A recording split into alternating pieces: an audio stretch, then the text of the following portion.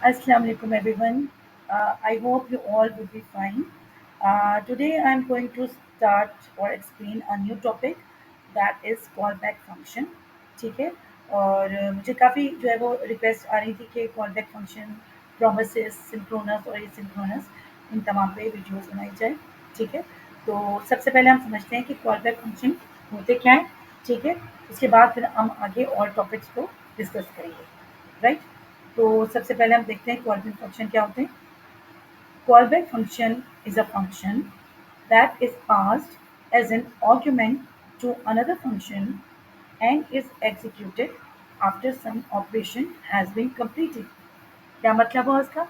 Callback function ऐसा function होता है जो किसी दूसरे फंक्शन में एज अ आर्ग्यूमेंट जो है वो पास हो। ठीक है, एज अ आर्ग्यूमेंट जो है वो हम इसे कॉल कर सके। ठीक है, अच्छा, इसको समझने के लिए अभी हम VS कोड पे जाएंगे तो उसको डिटेल में समझेंगे। ठीक है, callback functions are used to handle asynchronous operations, manage code execution order, and improve reusability in programming. अच्छा, अब देखिए, सबसे पहले तो ये कि हमें पता चल गया कि कॉल बैक फंक्शन होते क्या हैं। वो ऐसे फंक्शंस होते हैं जो हम किसी दूसरे फंक्शन के, ठीक है, आर्ग्यूमेंट के अंदर पास करते हैं। ठीक है, या उसकी दूसरे फंक्शन के आर्ग्यूमेंट के अंदर उस फंक्शन को हम कॉल करते हैं। यानी हमारे पास ये दो फंक्शन है, एक फंक्शन वो जिसको हमें, जो मेन फंक्शन है, और दूसरा फंक्शन वो जिसको हमें मेन फंक्शन के आर्गुमेंट में कॉल करवाना है। ठीक है, अब सवाल ये होता है कि कॉल बैक फंक्शन हम यूज ही क्यों करते हैं, ज़रूरत क्या है। ठीक है, तो कॉल बैक फंक्शंस क्या करते हैं, they are use to handle asynchronous operations. अब ये एसिंक्रोनस ऑपरेशंस होते क्या हैं, वो मैं अभी आगे चल के आपको एक्सप्लेन करूंगी अपनी वीडियो में कि होते क्या हैं। ठीक है, तो क्या करते हैं, call back function asynchronous operation को भी हैंडल करते हैं, मैनेज करते हैं कोड की एग्जीक्यूशन ऑर्डर, कि कोड किस ऑर्डर में एग्जीक्यूट होगा हमारा। ठीक है, JavaScript code, and improve the reusability in programming, यानी अब हम किसी भी फंक्शन को किस तरह से या कोड को रीयूज कर सकते हैं। ठीक है, अब यहाँ तो बात हो गई सिर्फ कॉलबैक फंक्शन की डेफिनेशन की। ठीक है, जिसमें हमने ये कहा कि ऐसा फंक्शन जो हम किसी दूसरे फंक्शन के आर्गुमेंट में पास करें या कॉल करें, उसे कॉलबैक फंक्शन कहते हैं। अब आ जाते हैं हम VS कोड पे। ठीक है, अच्छा, अब मैं यहाँ पर एक फंक्शन बनाऊंगी। ठीक है, सिंपल सा फंक्शन बनाऊंगी, नेम फंक्शन, आपको समझाने के लिए। ओके, मैंने एक फंक्शन लिखा, नेम ऐड। ठीक है, इसका मैं पूरा जो है सिंटेक्स लिखूंगी। Just minute, function add parenthesis curly braces. ठीक है, यहाँ देखकर हमारा जो वो पूरा इसका सिंटेक्स हमने जब लिखा, ये नेम फंक्शन है। ठीक है, फंक्शन का नाम क्या है, ऐड है, then parenthesis, then curly braces. ठीक है, तो एरर चला गया।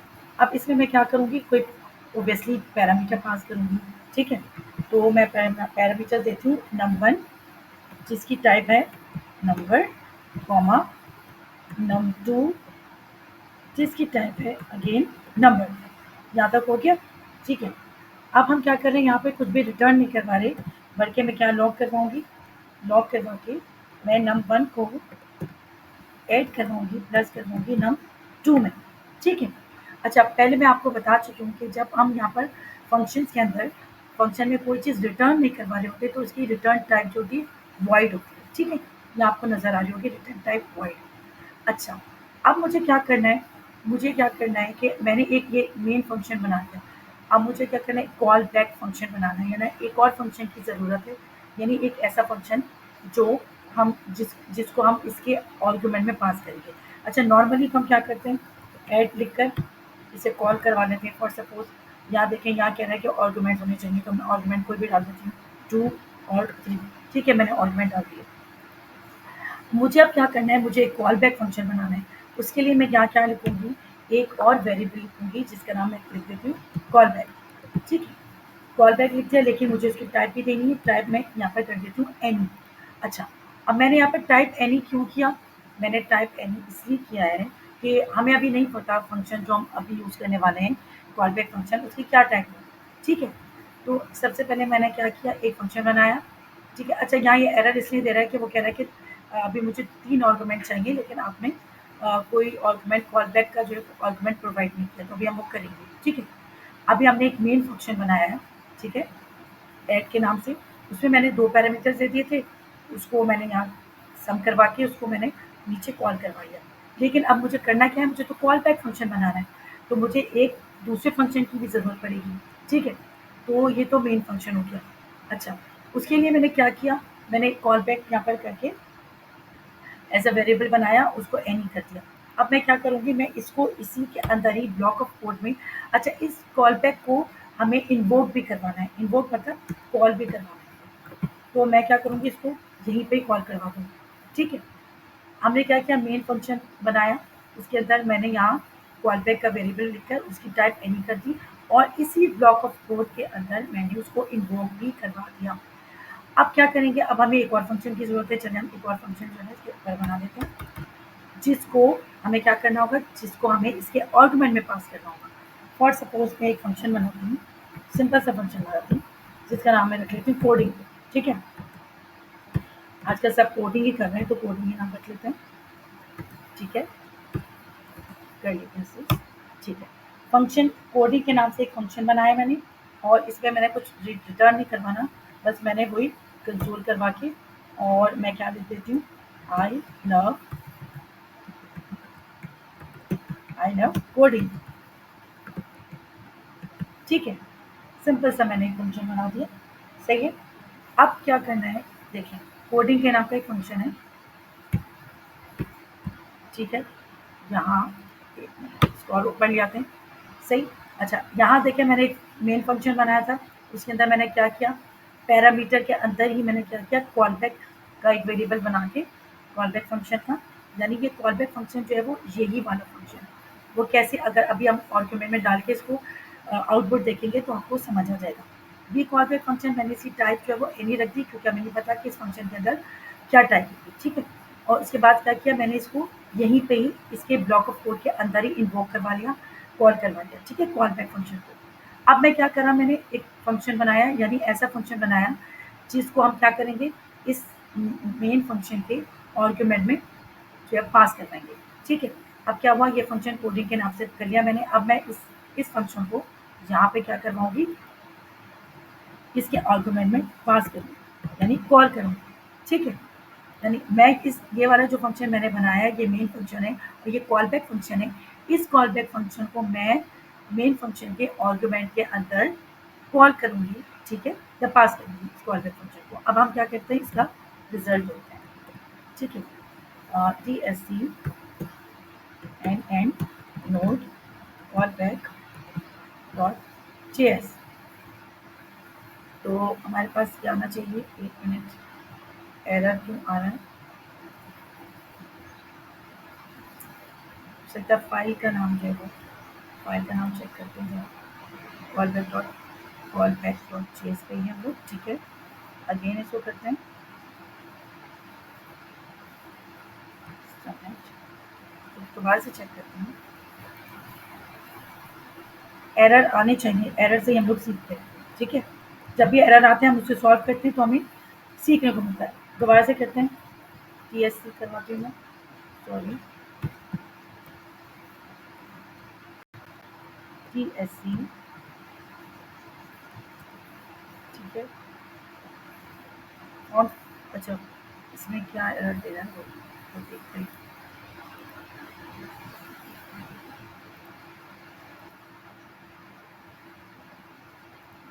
Okay, fine.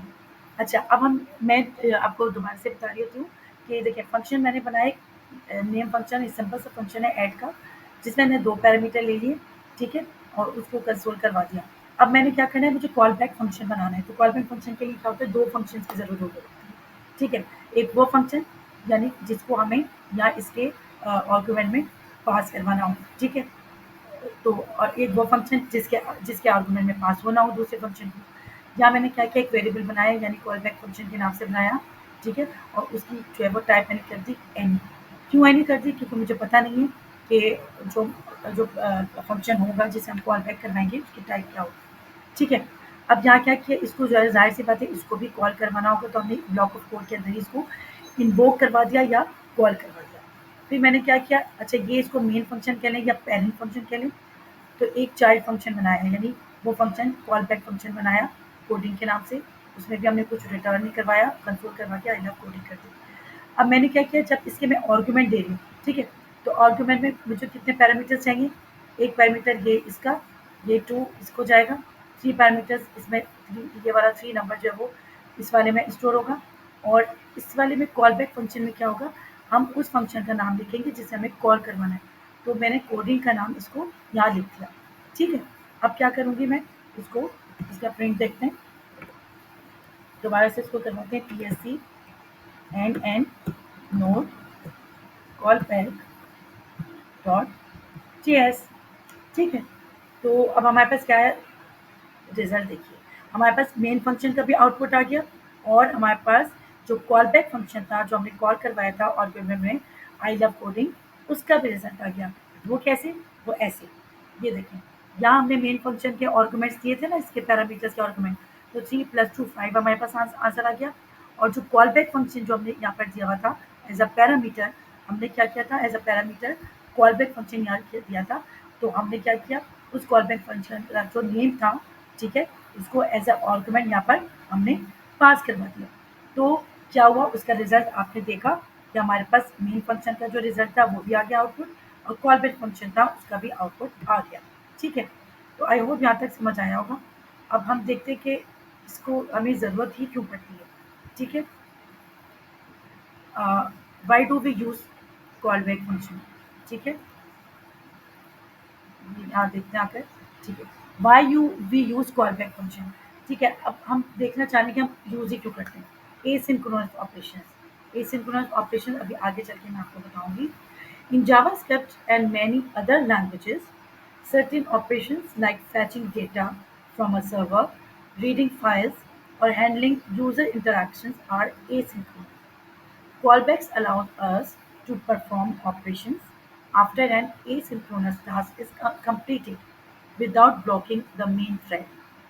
अच्छा, अब ये जो है वो एसिंक्रोनस ऑपरेशंस जो है वो अभी मैं आपको समझाऊँगी, जिसमें क्या होता है, हम कोई भी डेटा जो है वो सर्वर से ले रहा होता है, कोई दूसरा सर्वर है उससे कोई डेटा फैच कर रहे हैं, या कोई फाइल रीड कर रहे हैं, या यूज़र कोई, मतलब हैंडलिंग इन्फॉर्मेशन है, कोई यूज़र कोई इन्फॉर्मेशन ले रहा है किसी जगह से, तो वहाँ सारा काम जो है वो एसिंक्रोनस हो जाता है। एसिंक्रोनस मीन्स जो जो कोड है वो डिले होता हो, लाइन बाय लाइन ना चलता हो, ठीक है, उसको अभी मैं डिटेल में बताऊँगी। तो कॉल बैक फंक्शन क्या करता है, परफॉर्म करता है ऑपरेशन जब एसिंक्रोनस टास्क जो है अपना कंप्लीट हो जाता है, ठीक है, without blocking the main thread, यानी मेन थ्रेड जो हमारी चल रही है ना, कोड बाय कोड जो रन हो रहा है, कोड सिंक्रोनस प्रोग्रामिंग जो चल रही है, तो उसको हमें डिस्टर्ब किए बगैर जो है वो ये कॉल बैक जो है वो काम कर रहा होता है, और जब एसिंक्रोनस टास्क जो है वो कंप्लीट हो जाता है।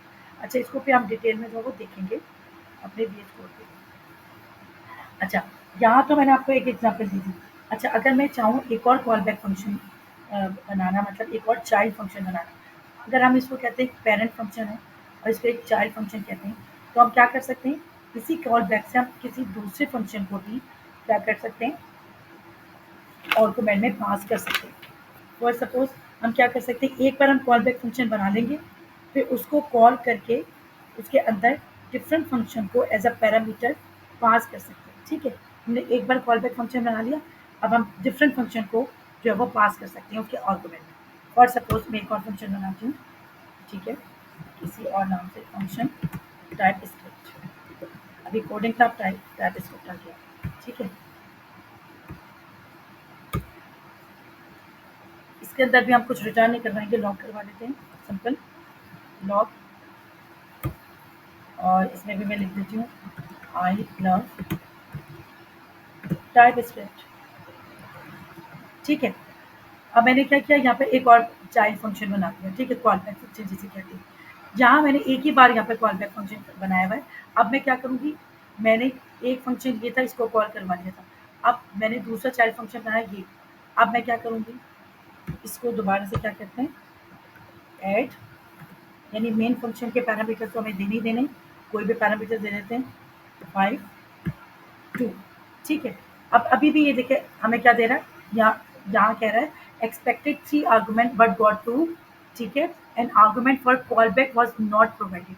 अब वो क्या कह रहा है कि आपने जो है वो, मुझे 3 आर्गुमेंट्स यहाँ पर चाहिए, मुझे कॉल बैक जो है ना, कॉल बैक का जो आर्गुमेंट है फंक्शन का वो भी चाहिए, यानी कि आपने जो कॉल बैक फंक्शन का जो आर्गुमेंट है ना उसका नाम यहाँ नहीं दिया।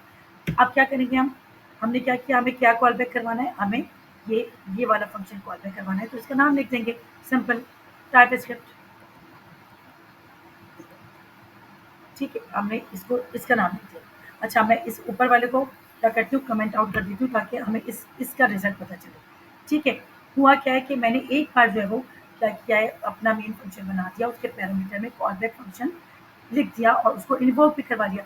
अब हम क्या कर सकते हैं, इसके ज़रिए हम 2 या 3 या 4 जितने भी चाहे फंक्शन चाइल्ड फंक्शन बना के उनको अब इस आर्गुमेंट में पास करवा सकते हैं। ठीक है, अब चलिए इसका रिजल्ट देखते हैं हम लोग।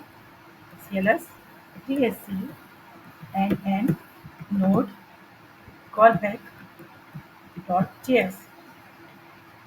तो ओके, तो हमारे पास क्या हुआ, रिजल्ट आ गया 7 और I love transcript type script. ठीक है, वो कैसे, ये जो था इसका रिजल्ट 5 + 2 7 यानी मेन फंक्शन का आ गया।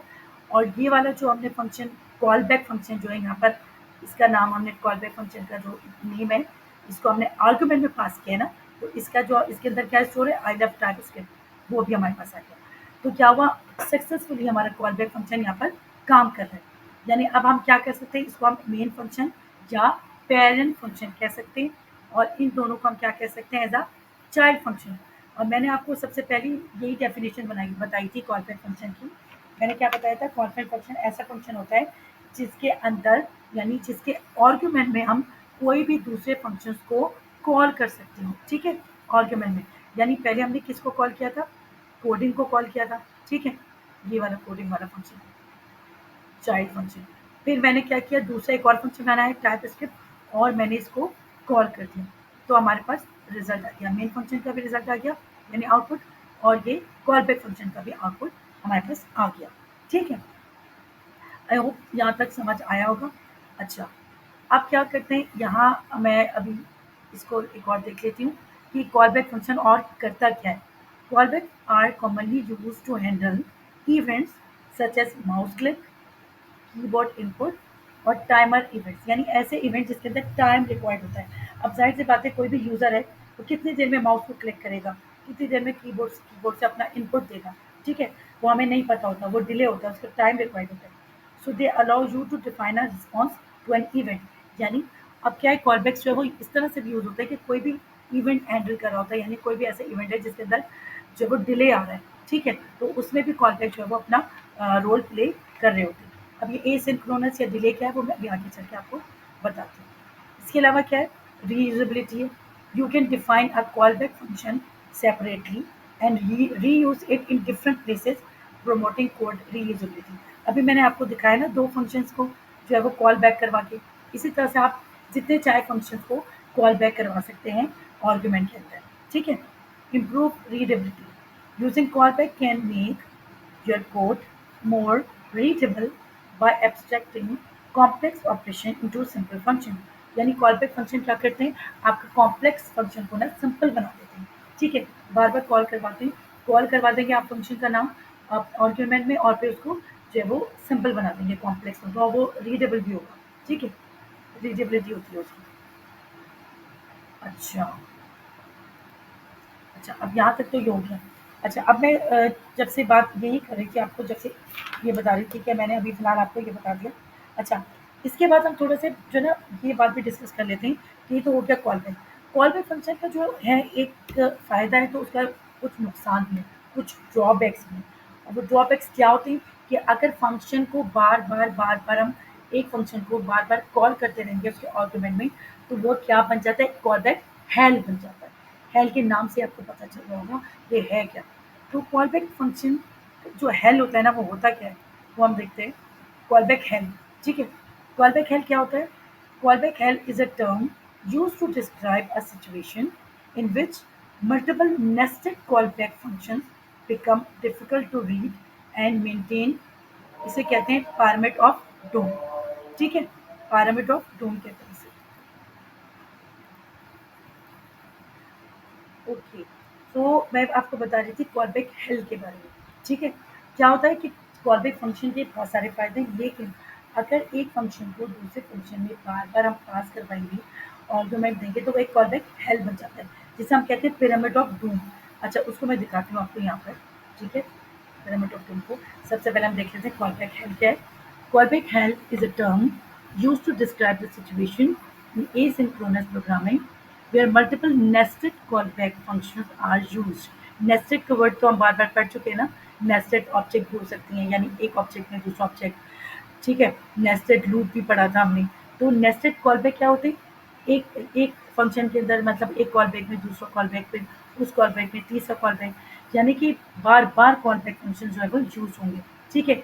Leading to code that is difficult to read and maintain, यानी अब कोड को क्या कर देता है, वो difficult to read and maintain होगा, डिफिकल्ट हो जाएगा उसको रीड करना या उसको मेंटेन करना, कॉलबैक हेल्प को। This often occur in JavaScript, where callbacks are common way to handle asynchronous operation like file, I/O, network request और timer।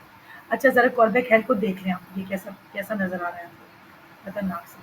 देखिए, फंक्शन डू समथिंग, फिर उन्होंने क्या किया, एक फंक्शन में दूसरा फंक्शन कॉल बैक करवाया, इसके अंदर तीसरा रिजल्ट टू, फिर रिजल्ट टू में फंक्शन रिजल्ट थ्री, फिर रिजल्ट थ्री में function result four and so on. ठीक है, ये तो छोटा सा पिरामिड ऑफ डूम बना है ना। इसके अलावा भी और बड़ा बड़ा जो है पिरामिड ऑफ डूम बनता है, यानी ये पिरामिड है ये, ठीक है? इसे पिरामिड ऑफ डूम कहते हैं, ठीक है? अब ये देखिए कितना कॉम्प्लिकेटेड स्ट्रक्चर है, ठीक है? This deeply nested structure can be difficult to understand, ठीक है? And modify specially as a number of nested operation increases. अब ये इसी तरह से जो है वो कॉल बैक होता रहेगा और एक कॉम्प्लेक्स स्ट्रक्चर बन जाएगा, जिसे हम कॉल बैक हेल कहेंगे, ठीक है? अच्छा, अब क्या होगा, कॉल बैक हेल का नुकसान क्या है? वो क्या नुकसान है? रीडेबिलिटी।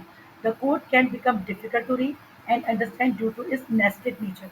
ज़्यादा नेस्टेड है, एक के अंदर दूसरा, दूसरे के अंदर तीसरा कॉल बैक, तो वो रीडेबिलिटी उसकी अफेक्ट करेगी, वो हमें डिफिकल्ट हो जाएगी, ठीक है? अच्छा, उसके बाद क्या होगा, error handling. Managing error in each call back can become complex, यानी अगर कोई एरर आ गया तो उसको मैनेज करना बहुत मुश्किल हो जाएगा। और तीसरी क्या है, मेंटेबिलिटी, यानी मेकिंग चेंजेस और adding feature to the code can be troublesome, ठीक है? तो यानी कि आप उसकी कोड में कोई चेंजेस वगैरह भी नहीं कर सकते। तो कॉल बैक हेल्प का सोल्यूशन क्या है? सोल्यूशन है हमारा प्रोमिसेस और एसिंग और वेट का यूज़, ठीक है? तो ये सारी चीज़ें मैं इंशाल्लाह आने वाली वीडियो में डिस्कस करूँगी डिटेल में, राइट? तो कॉल बैक हेल्प का जो सोल्यूशन है हमारे पास वो है प्रोमिसेस एंड व्हाट, एसिंग और वेट सारा, ठीक है? तो हम आगे डिस्कस करेंगे। अभी हम देखते हैं कि, अच्छा, अब मैं थोड़ा सा आपको, या तो कॉल बैक फंक्शन दे दिया, अब मैं थोड़ा सा आपको सिंक्रोनस, ठीक है, सिंक्रोनस और एसिंक्रोनस का जो है ना थोड़ा सा आपको ओवरव्यू दे देती हूँ क्या होता है, ठीक है? सिंक्रोनस बिहेवियर या एसिंक्रोनस बिहेवियर हमारे पास होता क्या है? अच्छा, इसके अलावा, ठीक है, फाइन। अच्छा, सबसे पहले क्या होता है, फॉर सपोज मैंने यहाँ पर एक कोड लिखा, ठीक है? मैं ये लिख रही हूँ लॉग, ठीक है, या कुछ भी लिख सकती हूँ वन, ठीक है? अब इसको मैं कॉपी करती हूँ, ठीक है? इसको मैं कर रही हूँ कॉपी और नीचे,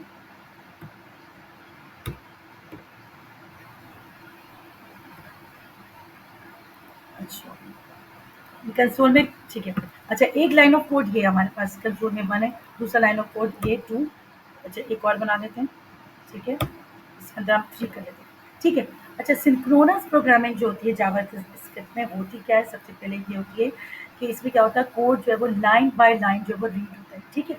लाइन बाय लाइन रीड होता है, टॉप टू बॉटम, राइट? अब क्या है, यहाँ पर सबसे पहले क्या होगा, ये वाला रीड होगा कोड, ठीक है? ये वाला कंसोल वन। फिर क्या होगा, दूसरे बार ये वाला लाइन कोड रीड होगा टू, ठीक है? तीसरा जो होगा ये वाला लाइन कंसोल जो है वो रीड होगा, सही है? अब क्या होता है, कभी कभी क्या होता है कि जावास्क्रिप्ट में जो प्रोग्रामिंग में क्या होता है कि हम जो है वो डिले आ जाते हैं, ठीक है?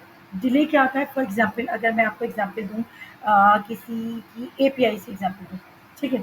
फॉर सपोज कि अगर एपीआई से, कोई भी एपीआई से डेटा फैच करना हो, हमें डेटा चाहिए, फॉर सपोज कि वेदर रिपोर्ट चाहिए, कराची की वेदर रिपोर्ट क्या है, या गोल्ड जो है वो उसके रेट क्या है, ठीक है? तो क्या होता है, एपीआई जो है ना रिटर्न करती है डेटा, ठीक है? यहाँ पर एपीआई पे लिख लेते हैं, एपीआई। एपीआई क्या करती है, डेटा जो है वो रिटर्न करती है हमें।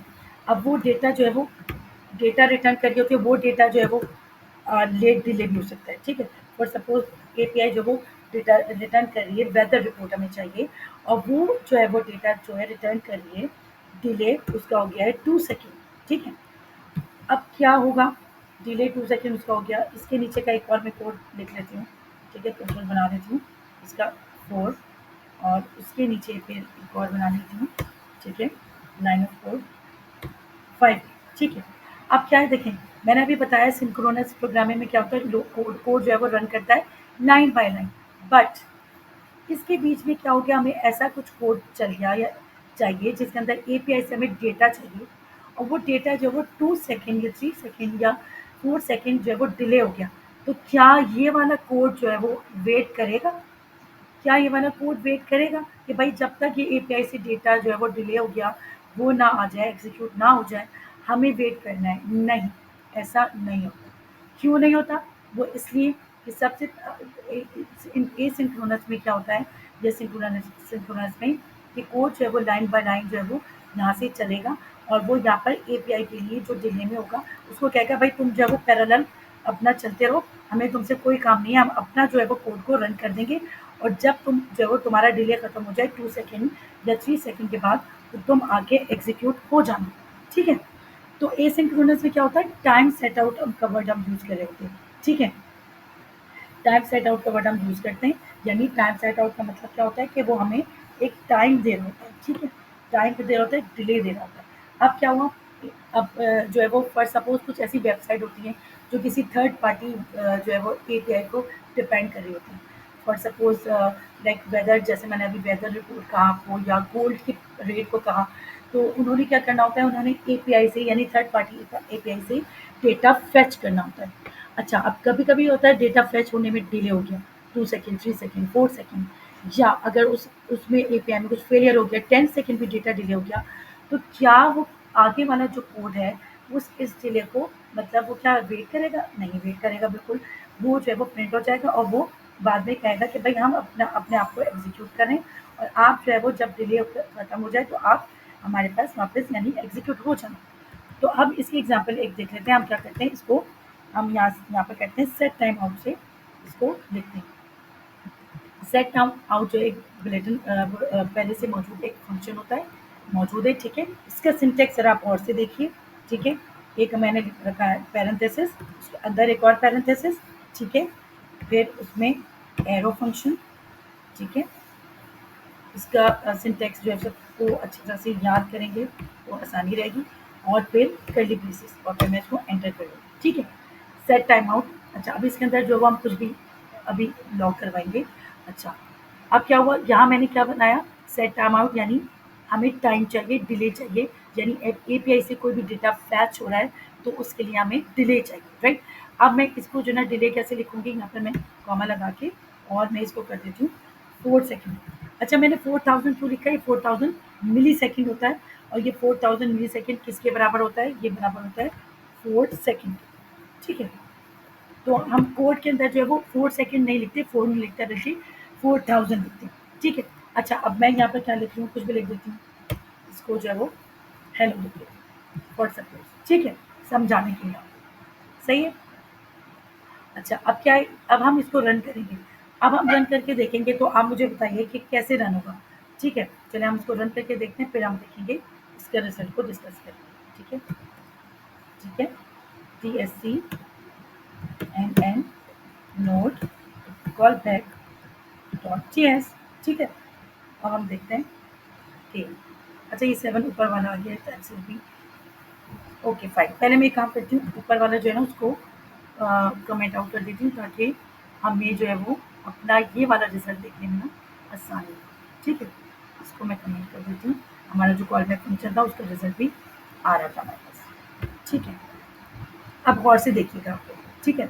सिंक्रोनस में क्या होगा, ये वाला आएगा, ये वाला आएगा, ये वाला आएगा, उसके बाद क्या आएगा हमारे पास प्रिंट होगा, यानी 1 2 3 प्रिंट होगा, उसके बाद 4 5 प्रिंट होगा, और फिर 4 सेकंड के बाद क्या होगा, ये हेलो प्रिंट हो जाएगा। चेक करते हैं दोबारा से। अब हमारे पास हमने उसको कमेंट कर दिया, तो हमारे पास यही वाला जो है वो प्रिंट होके आएगा, note call back dot JS, ठीक है, गौर से देखिए। 1 2 3 4 5, देन हेलो। देखा आपने? आपने देखा?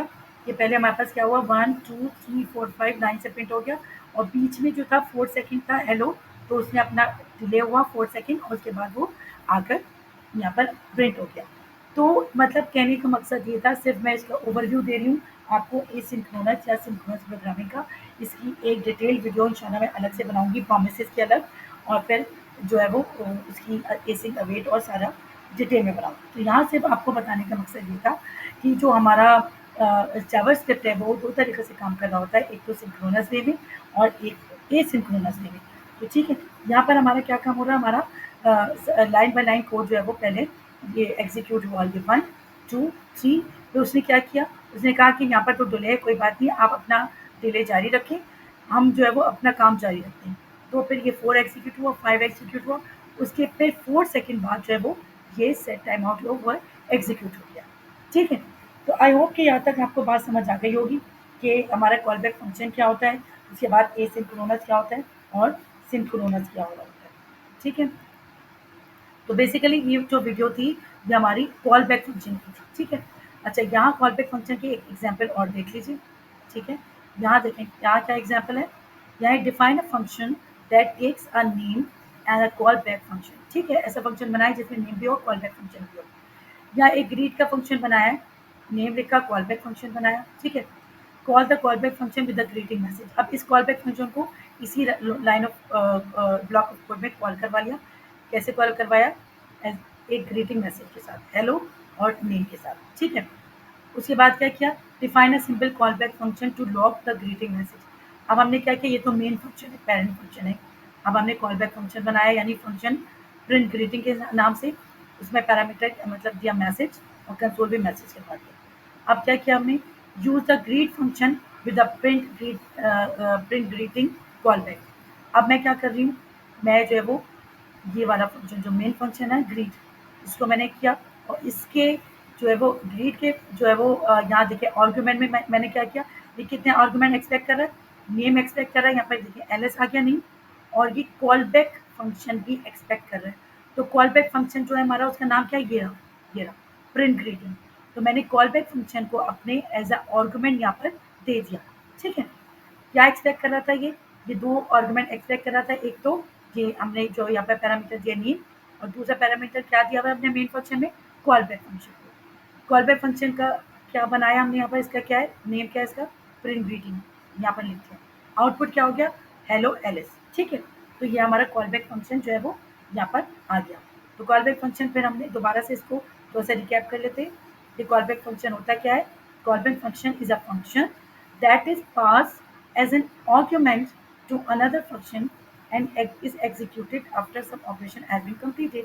ठीक है, यही मैंने बात आपको यहाँ पर समझाई थी कि कॉल बैक फंक्शन जो है वो ऐसा फंक्शन होता है जो कि किसी एक फंक्शन के आर्गुमेंट में हम पास करें।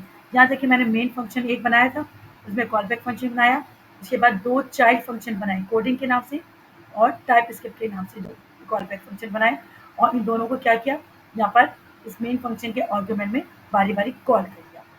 ठीक है, तो आई होप कि ये सब आपको बहुत अच्छी तरह से कॉल बैक फंक्शन क्लियर हो गया होगा, और अपनी दुआ में याद रखिएगा। इंशाल्लाह नेक्स्ट वीडियो में मिलते हैं। ठीक है, ओके, थैंक यू, अल्लाह हाफिज़।